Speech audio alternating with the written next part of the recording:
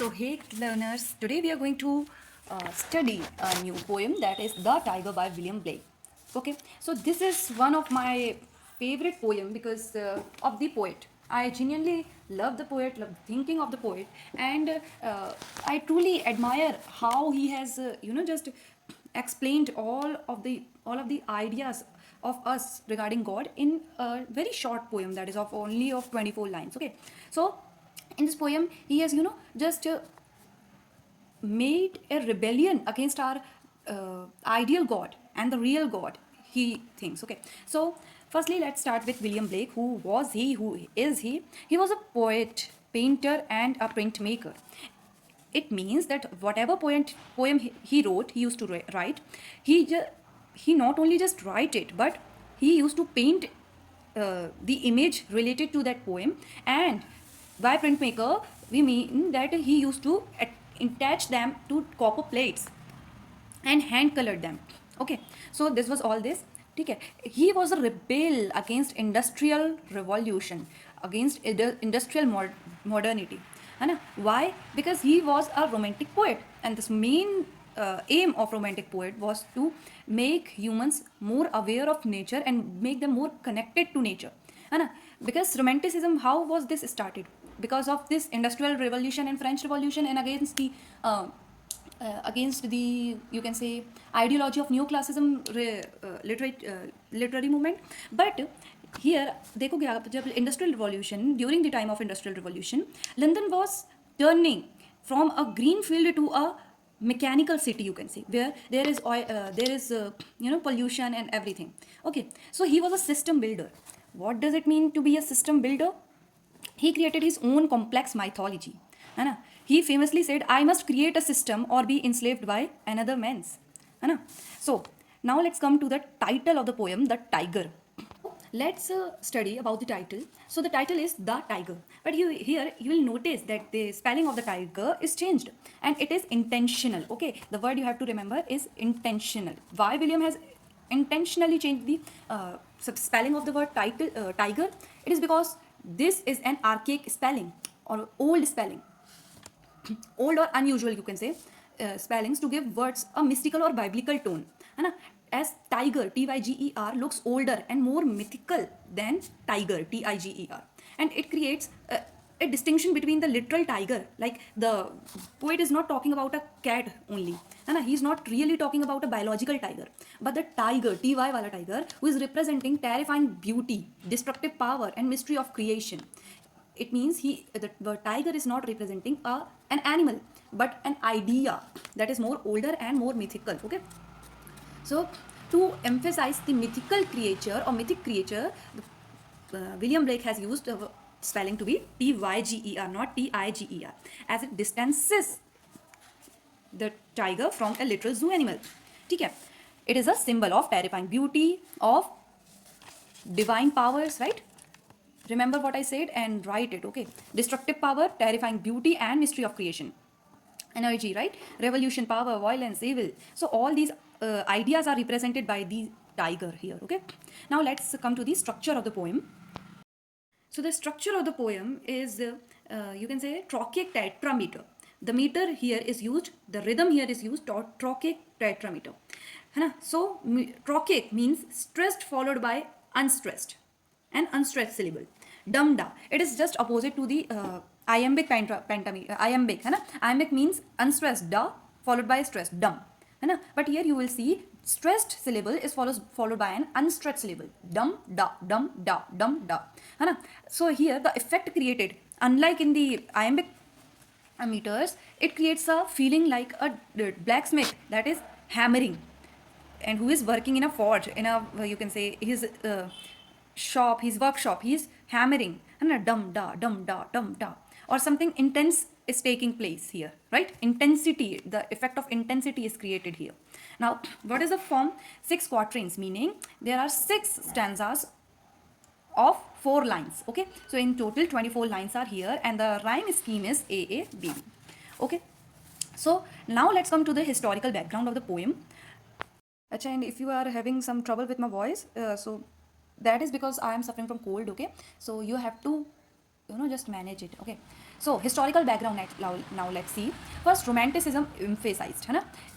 What is romanticism? It is imagination over logic. In the whole poem, you will not never see a logic. We will not talk about the reproduction of tiger and tigress and forming of tiger. No, here pure imagination is used. Here no reason is used that cell division would take place and etc. Here emotion will be used by the poet. He will imagine that the tiger is being just molded into a shape. Okay, so this is imagination, the emotion of intensity, the emotion of hard work by the creator. He will use sentences like this only. Okay, nature is in the main focus. We talk about forest, we talk about tiger, and that tiger as it is an animal related to an animal. Now, individual experience. Romanticism emphasis on individual experience. How poet feels. How William Blake feels after seeing a tiger. It does not mean how you or I or Queen Elizabeth or anyone else would feel after watching a tiger, but how the poet felt. Okay. Yeah, sublime here is very important as it is the feeling of being simultaneously overwhelmed by beauty and terrified by power. It means you are in awe by the beauty, but also you are fear stricken by the terrifying power of the thing you are seeing. Achha, what we do learn in historical background now of the poem is that what factors had influenced the maker, the poet. What factors were influencing the mindset of the poet back then when he was composing this poem. That's the only reason we study historical background. And as I said that romanticism emphasized, you have to consider that he was a romantic poet. Okay, so that is why in this poem you will see the features of a romantic poem. That is nature, that is sublimity of the object, that is the individual experience of the poet, that is imagination being superior to logic, that is emotion being superior to reason, right? So that is why you have to understand it. Okay, now the French Revolution, it is the second factor that influenced 1789 है ना. William Blake was influenced by French Revolution, and in fact every romantic poet, even in romanticism when we study romantic poetry, was influenced by French Revolution. So wherever you have to write that romantic poetry, you can mention that he was influenced by French Revolution and the ideas of equality, freedom and liberty, right? So now the third one that is most important here is Industrial Revolution. So at the time he lived during, he witnessed that the impact of factories है ना, or the impact of Industrial Revolution, how it was turning a green city, like a green rural place like London, into a smoky urban area. Okay, he was witnessing child labor, he was witnessing urban misery in London. So that is why in the poem you can relate mechanical imagery like furnace, hammer, chain, anvil. These words are used in the poem. We will study it further, but you have to consider it. Why is he using such words? Because he was greatly influenced by the Industrial Revolution. So Blake witnessing the world turn from green fields to a soot-covered factories. Here you have to remember this, okay? Now let's come to the setting of the poem. So the setting of the poem is where the poem is taking place. Whether it is any physical setting, the poem is taking place in any specific physical area, like the poem of like the William Wordsworth poem Daffodils. It was being taken in a lakeside area, right? And or there is a cosmic setting, like when we study the Daffodils poem further, we see that the setting has changed from earthly or from a physical setting to a cosmic setting, or the internal or psychological setting that we studied in the love song of J. Alfred Prufrock. It was a monologue, so the most of the poem was taking place in the minds of Alfred, right? So here, the only physical setting the poem describes is a forest of night. But here we can interpret that it is symbolic, like there is no forest of night in literal meaning, but a symbolic setting. So here the forest of night is a symbolic setting, है ना? So you can, in conclusion, you can say that there is a symbolic setting, not a physical setting. Okay, what does this forest of night refer? It refers to unknownity, mystery, or unconscious mind of the pupil of human soul. So the cosmic setting is beyond forest, huh? Deeps or skies. We'll talk about it. Heaven, hell, sky, cosmos. In this poem, he has talked about every such thing. And the physical setting, or the, you can say, indirect setting, is in the industrial London, in a divine workshop. Okay, so now let's come to the central theme wala point. Okay, this is very important. So the central or the main theme of the poem is dual nature of creation. It is the main theme, because the core question is that did he who made lamb made the tiger? है ना. So creator here is not generalized being gentle and shepherd, but also a fierce blacksmith that is very powerful, है ना. You cannot have innocence of lamb without ferocity of tiger. Paradox of divine creation, है ना. Dual nature of creation. Like if he is creating the innocent tiger, he is also creating a fierce tiger, है ना. If he is creating innocent lamb, he is also creating a fierce tiger. That is the dual nature of creation. Now the second sub themes, you can say, the existence of evil. Blake has, just made it clear that yes, with innocence evil also, with good there is always a bad. The world is of contraries, है ना, according to him. Without contraries there is no progression, there is no growth. Was the main poetic theory of William Blake. Tiger represents violence, fear and destruction, but Blake does not present here, this is very important, evil as ugly. He presents it as fearful symmetry, something that needs fear, that is being afraid of, but is symmetrical, is beautiful, is perfect, right, like this. He is not presenting evil as being ugly or as being just not worthy looking at. He is referring evil as worth looking. He is but respectfully, because we are terrified by his beauty, right? We are terrified by the idea of sublime. Okay, so the third point is our sublime, beauty plus terror. All the points are interconnected, because there 24 lines poem cannot just provide many themes. The whole, all of the themes will be interconnected. So tiger is sublime, he is beautiful, but he is also terroring, है ना. Magnificent है, symmetrical है, burning bright है, but deadly है, fearful है, dangerous है. At the same time, मतलब simultaneously he is terrified but also wondering about the beauty of the tiger. So something so powerful, it represents both awe and fear, like universe.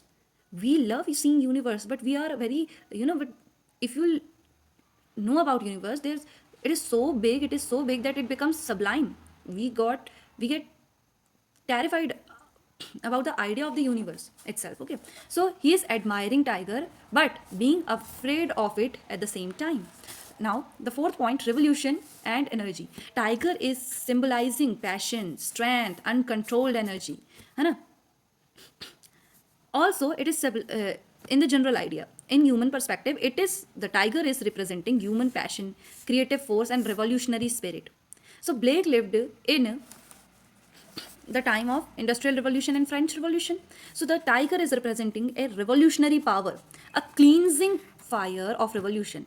It's terrifying and violent, but it is burning bright in the forest of night. Night, as I said, darkness of tyranny, but the tiger is burning bright in the forest of darkness. It means it has a revolutionary fire inside it, that is cleansing fire, right? It will bring destructive change that could be divine or chaotic. So the fifth point is innocence versus experience. According to Blake, okay, you have to understand about Blake here. Blake has written The Lamb and the Tiger. Hana, these are his two poems, and they were just published at the same time, I don't know. But Blake, as I said, he was his own system maker. He believed in a theory, that human souls have to pass through first innocence phase and then the experience phase. The innocence phase is related to childhood and purity, and the human souls, we are talking about the human souls, okay. And the experience phase is the phase related to knowledge and suffering and complexity. It is not as simple as the innocence phase.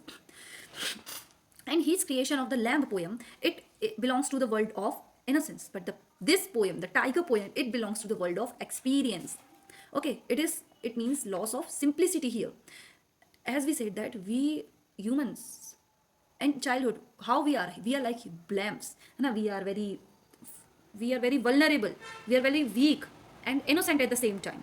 But as we just grow up, we have suffering, we face sufferings, we face the complexity of life. We just like a tiger, we also go from intense heating in the furnace of life, or being beaten by a hammer by life. Like a tiger, we will relate to it.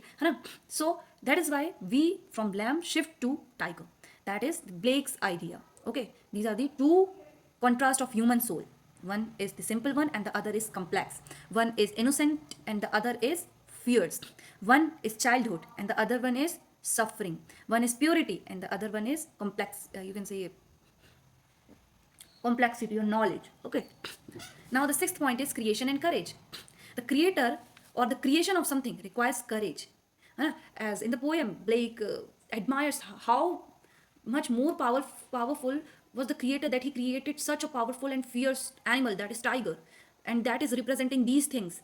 How powerful he must have been, the creator. So Blake's idea was that creation requires courage. Okay. Now the seventh point, mystery and uncertainty. So this poem is entirely made up of questions that are unanswered. There is no answer, no explanation, or no conclusion at the end of the poem.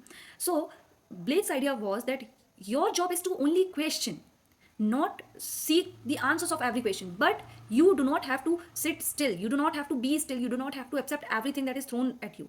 You have to question, and yeah, that is it. Universe as universe in its own cannot be understood fully, है ना? But your job is not to just follow everything that you have, that is thrown to you. You just not have to stay still and just believe that yes, universe cannot be understood, so why would I do that, why would I do so, why would I question? Even there is uncertainty in life, there is uncertainty and mystery in that universe holds, but your job is to question, like William is questioning. And at the end of poem there is no answer. It means not every question you are asking should have an answer, but your job is to ask. Okay, despite there is no answer, there being no answer to your question. Now the eighth point is divine ambiguity. What is ambiguity? What does ambiguity means? In Hindi, it means aspashtita, or you can say being open to more than one interpretation.